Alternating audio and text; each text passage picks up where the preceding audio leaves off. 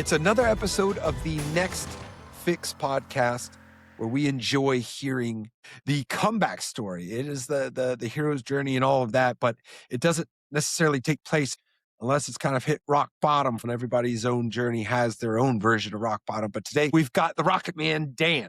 I am so excited to hear about why a person would ever want to strap a rocket pack to their actual back. And by the way, I'm being literal here. In case anybody's wondering, like Rocket Man, no, that is not like some kind of terminology for really good cocaine. No, we're talking about an actual rocket pack here. So, but Dan, I want you to just tell us who you are real quickly, man. Just give us a little introduction here. All right, so my name's Dan Schlund. I'm best known as the Rocketman, which is basically flying a jetpack, but we use a rocket motor. And in a decade, I traveled to 26 countries, flew on 6 continents, and my book and my documentary coming out, both titled The Last Rocketman, because I am the last person to do this. In fact, more people have walked on the moon than professionally flew a Rocketbelt. Dude, that's nuts. That's nuts, man. Like, I mean, now that I'm actually got my wheels turning about thinking having a rocket pack strapped to a human body is a little nuts. It's insane. It sounds crazy. But now, given the nature of the show, I understand that it wasn't just smooth.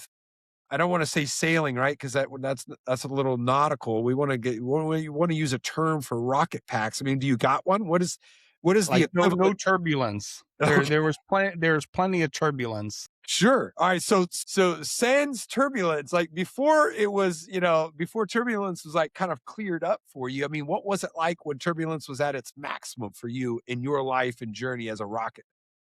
It got worse over time as time went on. The thing is when you crash, you've got physical scars and you have mental scars. And it was the mental scars that were the toughest to get over. It was the anxiety, the ability to try to get past the fear of trying to fly this thing. And, ultimately, and we'll get into this later, medication became a big part of it, and it caught me in a bad position. Yeah. Well, I want to know, how were those first, initiatives as far as flying a rocket pack? I mean, was this a dream of yours? Was it a bet? How on earth did you say, okay, let's do it? Give me that thing. I'm going. Like, just like everything else, it's earned. So I worked on an ambulance in Los Angeles for a number of years, and I wanted to do something more exciting. I'm going to get into stunt work. I'm not a daredevil. I'm a stunt professional. And I traveled to a whole bunch of different countries performing in stunt shows like you would see at Six Flags. I played Indiana Jones, Batman. I was a cowboy that would get shot off the roof and everything. And I was selling some of my own shows. And then I had met the owner of the Rocketbelt, who happened to be Chuck Norris's stunt double. Okay. So you're an A-list stunt double, right? Okay. All right. That not really, but I was always a guy getting beat up. Sure. Well, hey man, I think that's implied with the job description, get beat up and thrown off of stuff. So you get what did you say? Rocketbelt, right? And this is like, yeah. And okay. I'll use the term Rocketbelt, jetpack. It's interchangeable. Sometimes it's just easier to say jetpack because that's what most people kind of think of it. Sure. So, all right. So you're stunt double professionally and you're doing well. And then all of a sudden this opportunity comes. Okay. So this is lining up to where you are that type of person. But I really enjoy how you mentioned that you're not a daredevil. You're not reckless. You're a professional stuntman. And so the opportunity to strap this jetpack on and take off, for the sake of showmanship. So that's presented to you. Okay. So like, how did that journey go, man? Like, I imagine it went well for a while, right? It took forever. So I met him, we talked. They said, hey, you'd be a pretty good pilot. And I'm like, okay, great. But just like in anything in the movie industry, oh, you'd be great at this. And then you never hear from them again. So I made sure to keep in touch with them for the next 2 years. Hey, Merry Christmas. How are things going? You have anything coming up my way? And I was very persistent. And then finally, one day they said, hey, why don't you come out to Texas? I was living in California at the time. Why don't you come out to Texas and try it? Boom, I'm on a plane. I strap that thing on, and you start with a cable. It has to be on a cable because as soon as you pop that thing off, you are like a Rocket. firecracker at the end of a shoestring. You are all over the place. It is embarrassing. Wow. All right. So there's a tether, right? You put the Yes. thing on, and so you just kind of go straight up, and then you're kind of just like, trying Yeah, to. you try to go straight up and move forward and land. That's the goal. Now, the interesting thing about Kenny is he knew I was going to suck Okay. on the first turn of the throttle. And I told him right afterwards, I says, let's do it again. I could do something better. He goes, nope, that's all I wanted to know. Does this thing frighten you? And it didn't. That's nuts. Okay. Yeah. Yeah. I mean, I'm scared, hearing about you doing this thing. That's amazing. And I feel like that's a gift. Well, maybe also a curse. Well, it's both. However, so you put on the jetpack, you fly up, you're on this string, and he's thinking like, all right, this is going well, right? Because you're trying to get a grip on how to fly it. It goes well though, right? According to Kenny, right? So Yeah, between him and I, because the thing is a lot of people want to fly this thing, but very few people, once they turn it on and they pop off the ground and they're all over the place, they're like, I'm never doing this again. But not me. I was like, you know what? I can get this just with some practice. And that's what he wanted to see is what was my attitude threshold. towards it. Yeah. Right, right, right. So your threshold for the fear element is high, which is, I guess, a prerequisite for being a rocket man. And Well, so, doing stunt work and everything, what really was a prerequisite, it's just not like they take anyone off the street. I have performed thousands of stunt shows. I've been on fire hundreds of times, thousands of high falls, and I'm able to perform in front of an audience. And that's one of the prerequisites is because you have not only have to do the stunts, but you also have to do the showmanship. sure, sure, yeah. There is like there's acting involved. Like you Yes. have to also be, cognizant of a scene and cognizant of like people seeing you doing things. That's awesome, man. And so all right. Well, it still sounds like things are kind of going well, right? So so Yeah. then how did that develop? You started like doing shows on your own, or you finally got a chance to take Well, off the ground. I mean, what comes next? so it took me a long time to just learn to take off, fly forward, and land. And it took me a lot longer than most pilots. And I just kept apologizing to him. Look, I'm going to get this. I know I'm going to get this. And then finally the day came where I could just take off, fly forward, and land. So my first flights, and this is in the documentary, and we have all the raw footage, is great. Yeah. I take off, I fly, I land. Beautiful. Second flight, take off, fly a little bit farther, and land. Okay, let's do a third flight. Well, I fly, I land, and I bounce it up. He grabs me from behind, and I am just jettisoned into the ground, knocks me out cold. Now, the thruster is superheated steam coming out 3 times the speed of sound at about 1200 degrees, and I am basically being cooked alive. My whole right leg, I ended up in the hospital for 2 months. I lost 185 inches of skin, 3 skin graft surgeries. And he comes back to me and he says, look, if you want to quit, you can quit. And I thought to myself, if I quit now, I am going to live my life with a scar and I'm going to feel like a failure because I didn't get back on the horse. That's So nuts. it took a good 2 Can you years. say it again just so I can wrap my head about around what we're talking about here? This thing runs off of steam, and you said that steam is coming out at what, 1,200 degrees?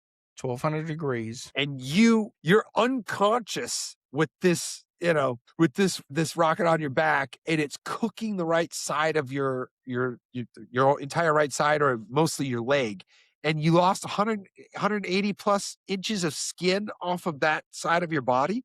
Yeah, when I hit the ground, the thruster got bent in towards my leg, and the throttle arm was stuck in the ground. I got one guy holding onto my leg. Kenny was trying to shut off the rocket belt so that it would stop burning me, and I'm out. I'm completely out. I don't, which is a blessing, is because the recovery alone, the pain when it comes to such a large burn. And even the doctor said, once I kind of healed up, he says, I can tell you this now, but at the time, I didn't think you were going to survive. Your infection was so bad. It was such a big wound. Yeah. And I'm surprised you made it. And that's So, in the documentary that you eaten it. You like, yeah, gosh. there's pictures. They're gruesome, but they're great. Right, right. You're a It's bit of a maniac, brother. I mean, I love it, but wow. All right. So then you're in the hospital. Kenny says you can bail, right? He gives yeah. you the green light to bail, and you say no because you thought about what your life would look like further down the road, having you know backed out after this nasty tumble, right? So Well, a lot of it is from my stunt training, is that you don't want your last experience to be a negative one. So I'm like, okay, I'll get on it one more time. We'll see how it goes. One turns into two, two turns into four, four into eight, eight into 16. And before you know it, I've got master control of this extremely dangerous and volatile apparatus. yeah. And so, how long did that take before you became a master? I mean, what was About that? another year. 1 year? Yeah. Now also, it's not every single day. I mean, we have to make the rocket fuel. We have other flights with the other pilots, so I'm managing those shows. So it's like, okay, where can we fit in the training? So we were traveling to a lot of different countries doing other performances. He wanted to have two Rocketbelt pilots, and I was the second one. So I was basically cutting my teeth on Right. these other jobs and kind of learning the ropes as we went along. So nuts. How old were you when this is all going down? 30s. Yeah. I was in my 30s. And so now you have kind of disclosed that in the midst of this, there was the introduction of opioids, right? Painkillers and stuff. What year did this happen? This happened in 2001. Okay. 2003, I got back on it. 2005 was my first professional flights. And the interesting thing is I was on opiates back then, full time. I mean, I had morphine drip hooked right into my vein, and I had no problem getting off of it Sure. until later. Right. Now I asked the year because, the opioid epidemic, I was, I'll share my story. It's not as maybe not as cool, I guess, but I snapped my leg in a four-wheeling accident in Utah, right? So my tibia and fibula, I think I'm saying it right, but broke my leg, You right? are. And there's a rod in there.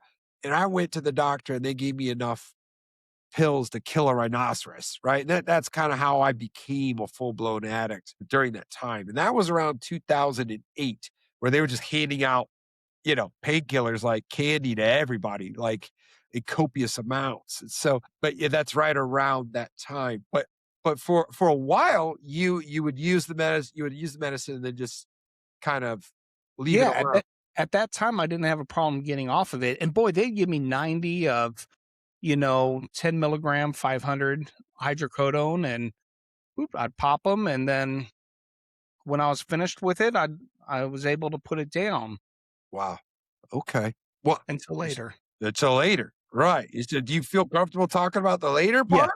All right. Yeah. Yeah. Yeah. We'll get to that too. It's Yeah. because it was a long story. So I got to, I accomplished what I wanted to do. I started traveling the world and basically having a rock star life. But when you calculated out, I was making less than minimum wage Wow. Right. because, you know, you get one flight a month and yeah, maybe I'm making 3, 4,000 bucks, but you know, when you miss a month of having no performances. Well, in 2013, we'll just kind of jump right to it. I was doing a flight for Guinness Book of World Records. And it's like, okay, let's get into this. They said, we don't care what kind of world record you set or overcome. We just want to have one. Well, I didn't want to do height. I've taken it over 100 feet in the air. Okay, it's a little nerve wracking. Didn't want to do that. I didn't want to do speed, even though I've taken up to about 85 miles an hour on a drag race. And I thought, you know what? Why don't we do a slalom course? Go through, you know, some pylons. Now, as the years went by, my anxiety was getting worse and worse and worse. Some flights, my anxiety, and this is very important for you know the end part. Yeah. The anxiety would come at times where it's an easy flight. I just fly up and around, but my anxiety was crippling. I'd have to take Xanax beforehand, and I would have to take a half, Wow. wait a half an hour, take another half so I wouldn't get too sleepy just because my anxiety was killing me. So Well, you on this, hold on a second now, yeah, because listen, in my audience and including myself, I'm familiar with Xanax and a bar of Xanax and what that does to your abilities. And so you're taking a half a bar to be able to perform, right? Now, was the anxiety, do you believe, looking back, do you believe the anxiety was a result of the showmanship element, or was it the danger? Because it seems like you weren't afraid so much. Was it being in front of the people and having to perform? nah. It was the crash. It was deep down PTSD. inside my head and that's where that mental scar comes in. I was talking about is that crash scarred my psyche. And every time I got on that thing, your mind, your subconscious all automatically goes to, am I going to die?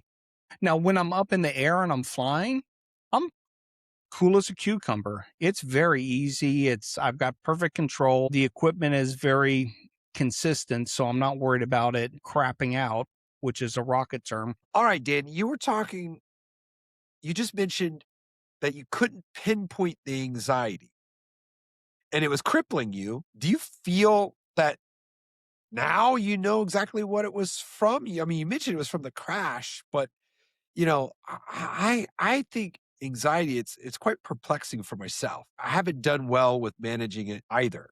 And I used to cope with drugs. So Yeah.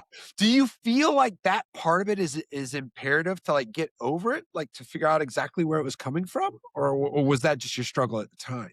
That was the struggle at the time. Later on, I'll explain how I kind of accomplished that, but it was just something that was difficult. And then after talking to a few therapists and kind of figuring it out, basically they said, well, you got PTSD Right. because when you're sitting there and they're literally scrubbing the dead skin off your leg and the pain and everything, it really I didn't go too much into, you know, the recovery process, but it was painful Meaning the recovery process, of the like burn. the burn itself.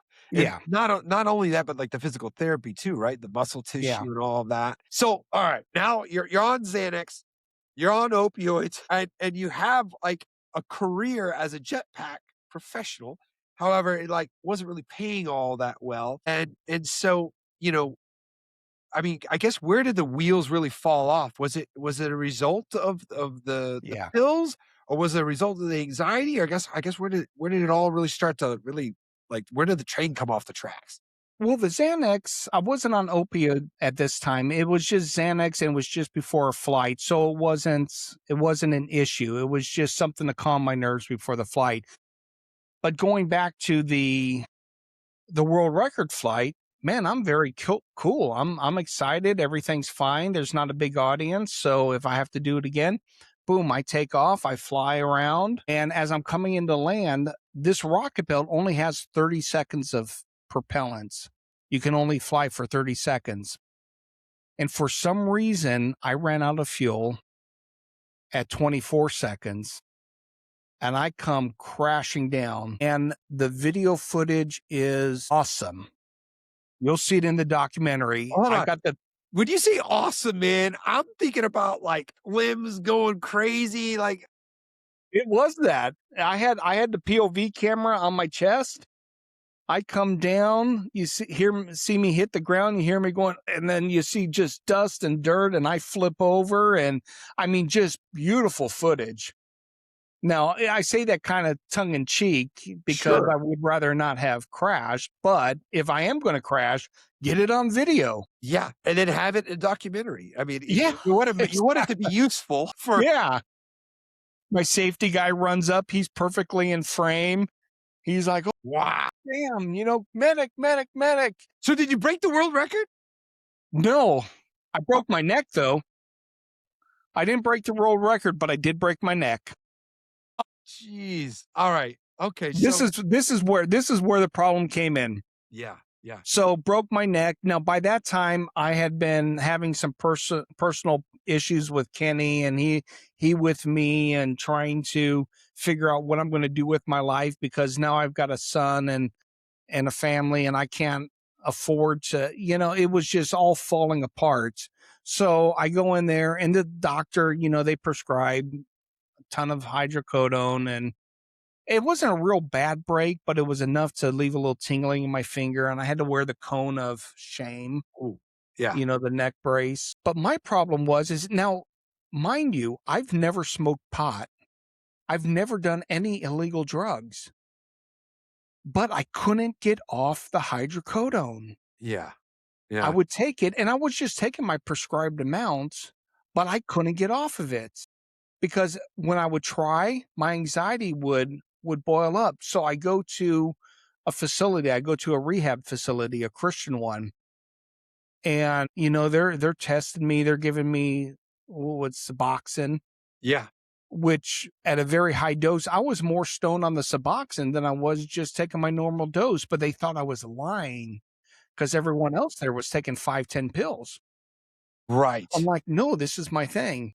And I could tell you my experience was that, I mean, I told the truth one time in a scenario like that, one time, and Huh? they didn't believe me, but the reason, it's not as if they were just trying to be jerks, it's just because you could safely assume anybody in that type of a circumstance, or, that type of a facility, you could easily quadruple whatever they're saying, and it's probably closer to the truth. So you tell them the truth, and then they give you some Suboxone, and then the Suboxone is actually getting you more loopy than the actual hydrocodone, right? All right. So Yeah. And I was in there for a good month and a half, but it was the best thing that I did because I'm kind of a religious guy. I dove into the Bible. I prayed. I needed to find my new identity because not only did I lose, doing that, but I lost my identity. What am yeah. I going to do? Who am I going to be? Well, once I got out of there, that didn't solve the anxiety problem. Oh, And the wow. doctor that I talked to said, you know what? Opiates are great for anxiety, but you never prescribe them because of the addictive and all the counter indicated. It's very bad. It's more bad than good. Yeah. Yeah. So that's why I was on them, is because I could just, my mind was free and clear.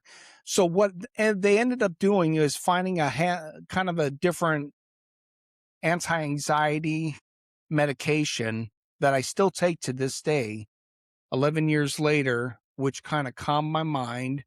I tried getting off of it, but then the anxiety just comes back. So this might just be something.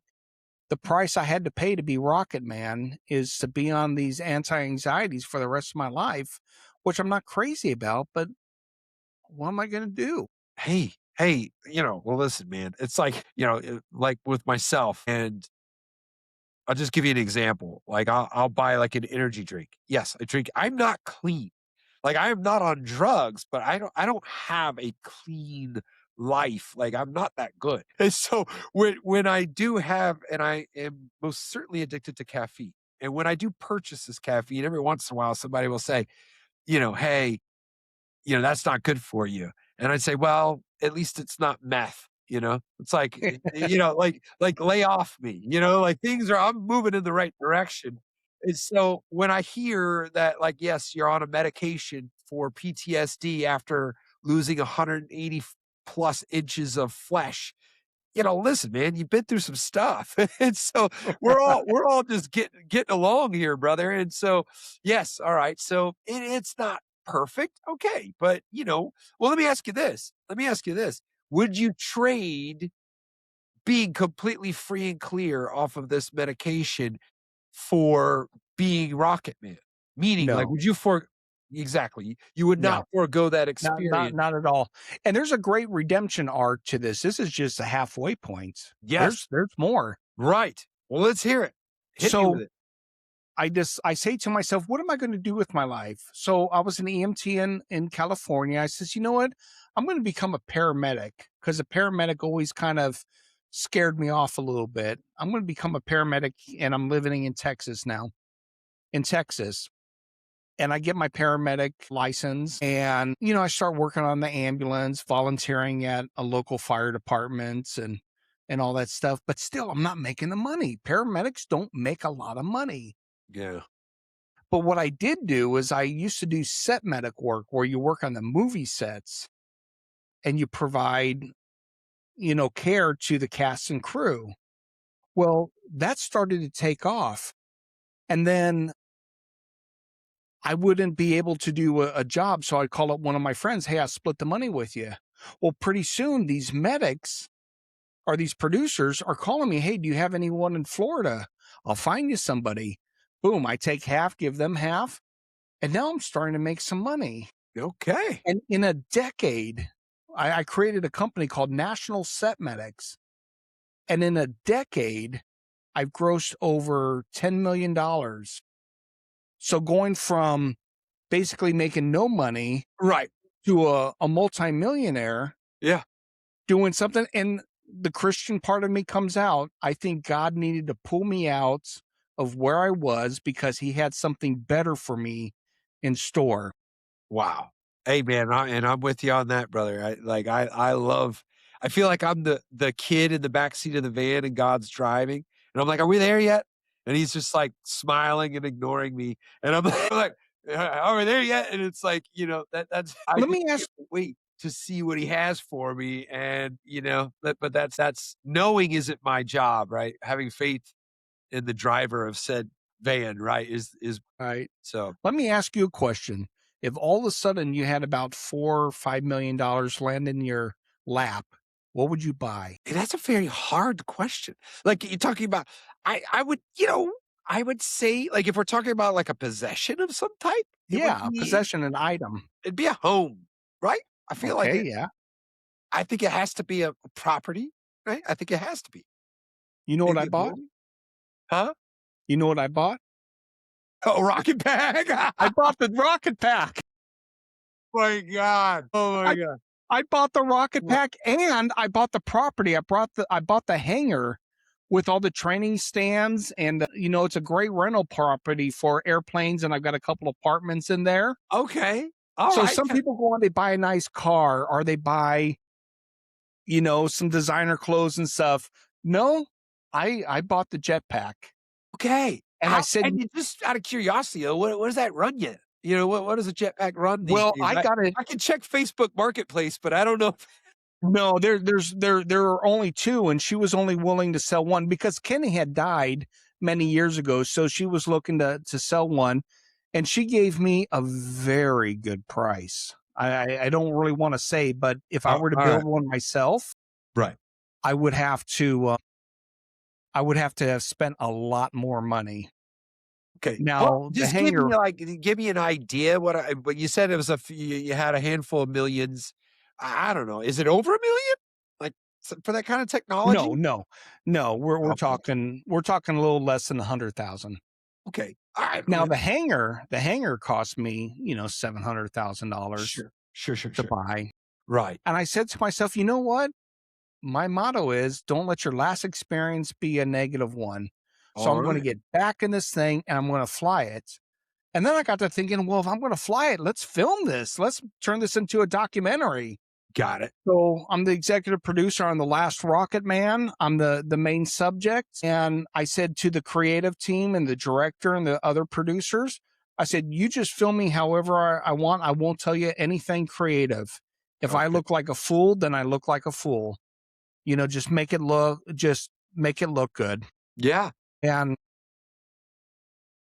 I didn't expect the anxiety to hit me again when I decided I had to get back on that. Now, I'm not on the medication, but I do drink a little bit more. And it's been 2 years since I flew it, and I'm still kind of not a lot, but I like to have a couple of drinks a couple of Sure. beers to calm Got it. me out. In fact, my first flight on the cable after 10 years, I must have had 4 beers. And I didn't think that because I'm on the cable, nothing's going to happen. Right.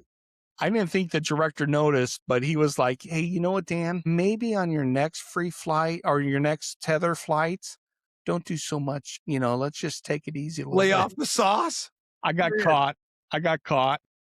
Well, let me tell you, man, like, wow. Like I had rode one of my old motorcycles when I was young. I rode one after having like a couple of beers, right? This is before I was a full-blown alcoholic and all of that. However, I distinctly remember how I wasn't quite able to I just wasn't right. I wasn't with it.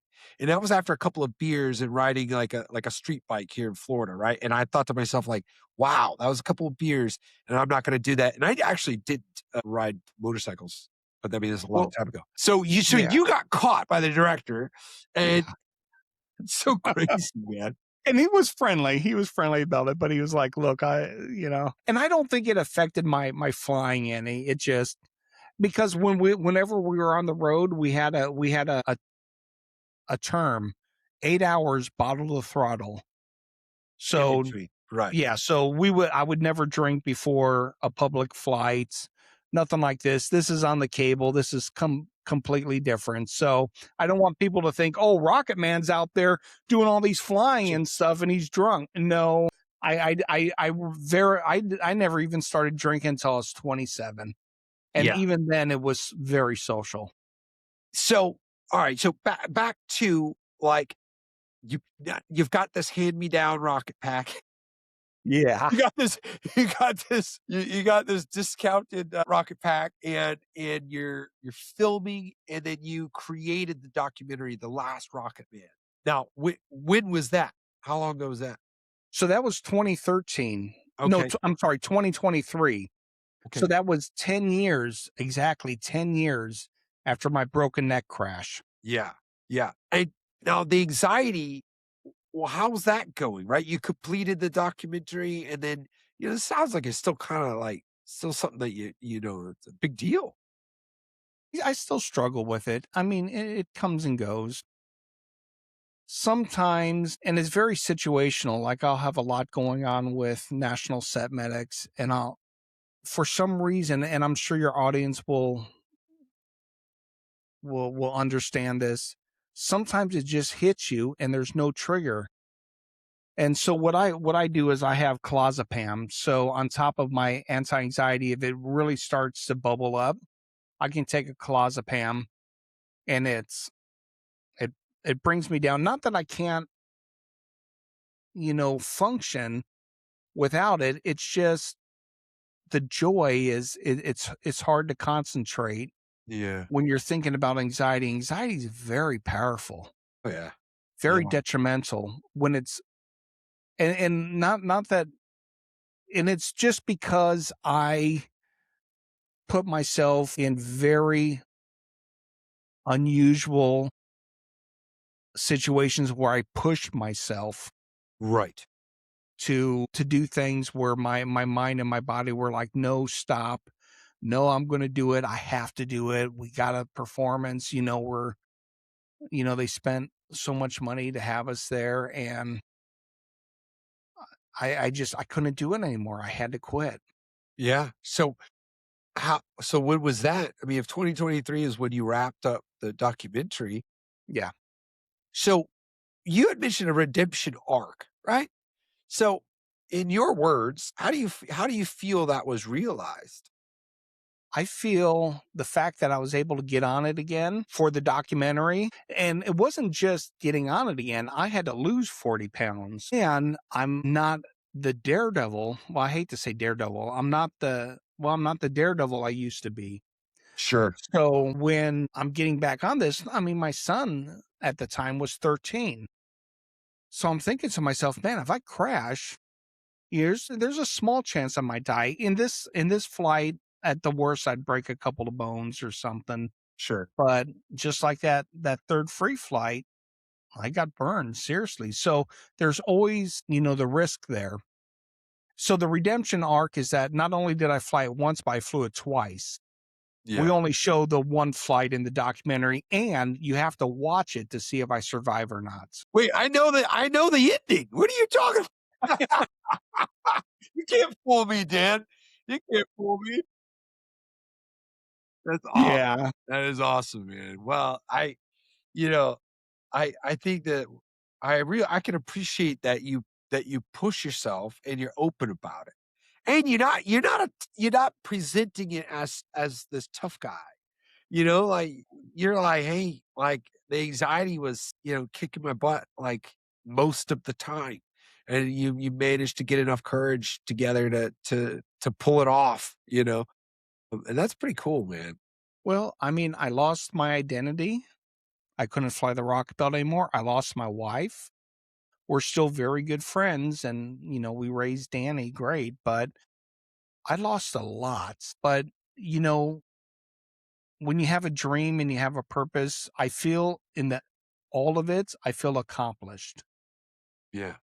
Because here's the thing is when you get to the end of your life and you don't have your body doesn't work the way it used to work anymore and you're an old man or an old woman, you don't want to have to look back on your life and have regrets. Yeah.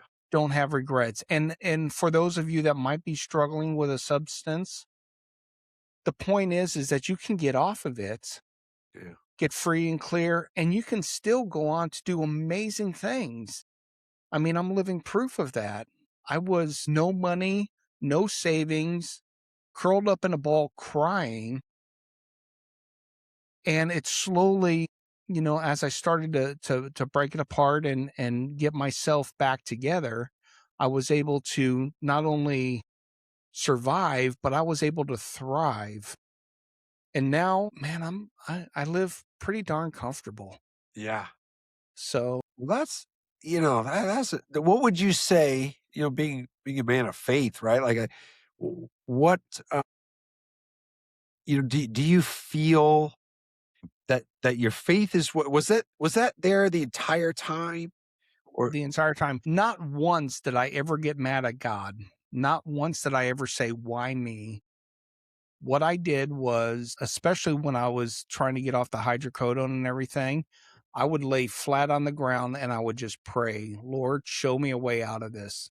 yeah, yeah, Lord, show me what you want. Whatever it is you want me to do, I will do for you. And I just humbled myself. I just completely gave myself up to God and said, you open the doors and make it clear to me because I'm pretty stupid. Make it clear. What is it that you want me to do? And not only did he reward me with, a great company, he gave me the jetpack back. I mean, what kind of God? I mean, that's awesome. that's pretty cool, man. Yeah, yeah, that's a gift that I also feel is I've used the term feather in my cap. I Yeah. kind of boast about it a little bit. However, it's a part of it is foregoing the victim mentality and not getting mad at God or anybody else and taking ownership. And I never once got mad at God. I knew that I was making a decision. I was making a choice to pick up the bottle. I was making a choice to snort the cocaine. I was doing that. And by not placing the responsibility outside of myself, what a gift. It Yeah. even though it wasn't a very short process, I do feel it shaved off some time by not blaming anybody. And I had all of the great people to blame, or, my parents weren't around, they were addicts, all that. I had that low-hanging fruit of the blame game, and I chose not to do it. I just knew in the back of my head at the end of the day, I was the one making that decision. And when I made the decision to not do it anymore, even though I felt like I may not be able to, I made the decision to put it down. God really picked up the rest of the he took the rest of the weight, and he carried it off. And so what an outstanding, process that is. And it's so cool. I know that you had mentioned that you don't use the term like addiction recovery, and that wasn't, the spotlight wasn't on that in your journey. However, you embody that process wholeheartedly, right? And I think He- that he- yeah. Here's the thing. I'm so thankful to be on your podcast because everyone wants to hear about the flights and they want to hear about stories and they want to hear about getting back on the horse, which is great. But now I could really dive into, and that's why I kind of stuttered a little along the way a little bit about the dependency issue that I had because maybe we mention it, but we don't dive into it. And I think that really is one of the biggest part of the stories is that even for somebody who doesn't do illegal drugs, you can still get caught up in this, Oh, yeah. Yeah. and it's detrimental and Yeah. how to get out. I going back to the Christ thing, I think God is the ultimate GPS. You get off route, he'll show you a way back.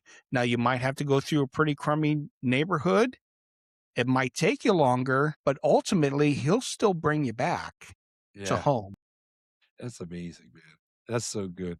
Yeah, the GPS analogy really does work in a lot. I've heard it, there's been all kinds of I just feel like in this day and age, which it hasn't been that long. GPS hasn't really been, remember MapQuest, right? Like Yeah, that wasn't yeah, all that long ago, right? However, it's like the GPS, it like doesn't get mad at you or anything. It just shows you the way back to where you want to be.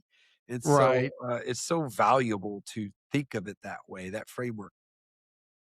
I know what else I was going to say. Just talking to you, I can see how there's just a glow, just a happiness, a sense of confidence and security in who you are and everything. And it's refreshing to see, and the fact that you're putting it out there in this specific subject is so admirable that it's just incredible.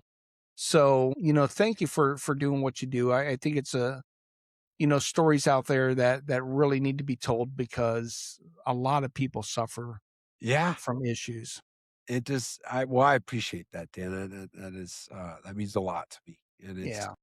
I think having the space for people to share and kind of open up about it, that's valuable. And I know that like I'm not, this is not therapy. I'm just a future oriented kind of person. So it's always very important to me to highlight, that the comeback story, how valuable it is to us as people, and how important it is for somebody who thinks it may not be for them, because I think it's for all of us. And you made a great point that when you're in the heat of the moment, when you're in the low part, you just can't see it and you don't think it's possible for you. And then you mentioned yourself, it's like not only was it possible for you, but God gave you back the jetpack, right? It's like it's you cannot imagine. You can't imagine how good things can be. And so then therefore, to my point that I made earlier, it's not your job to figure out the how or do anything other than have faith that you can. And if you Yeah. can just hold on to that one little piece of the journey and just believe that you can and have faith that you will, all of a sudden it becomes true. And so hearing somebody's story like yourself, I mean, it's important for us to have that reminder. It's important for us to understand that. So it's Yeah. awesome. I want to know more about what you got. There's a book that comes alongside of the documentary, and I Yeah. believe. So I wrote the book. Both the book and the documentary are called The Last Rocketman, and it's in bookstores now. The documentary, it takes a long time to edit up something like that, especially with the quality that we're putting in. So that'll probably end up on Netflix or Amazon. We're still looking for the right narrator, but we passed legal. We've got the coloring going. We've got the music soundtrack being laid. So hopefully that'll come out this year. And basically the book dives more into basically it's a memoir. What happened, what led up to this, the struggles with the dependency, and also a good amount of God in it. It doesn't beat you over the head, but it just kind of lets you know where I was going with that. And Yeah. it's just a great story of, in my experience, redemption. Right. Well, I love it, man. I love it. And I think that you've led a rather accomplished, you used the word accomplished. And it's also like, it's just awesome, Yeah. because you said earlier that there's less people that have done what you did with a rocket pack than people that have been on the moon and all of that. And so it's like pretty awesome, man. And so, as I had alluded to earlier in the show, it's like we're being literal here about an actual rocket strapped to you.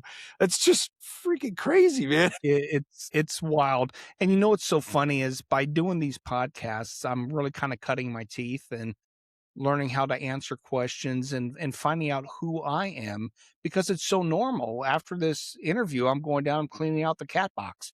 You know, you get into a normal rhythm of life, but when you stop and you say, "Man, this is what I did," and I came so close to the abyss, Sure. but I was able to navigate myself out of that and have a peaceful life. It's a story that needs to be shared, and to those who want to hear it. And Well, I think it's also going to be super entertaining too, right? Like, it's like I've there's had a few videos, conversations.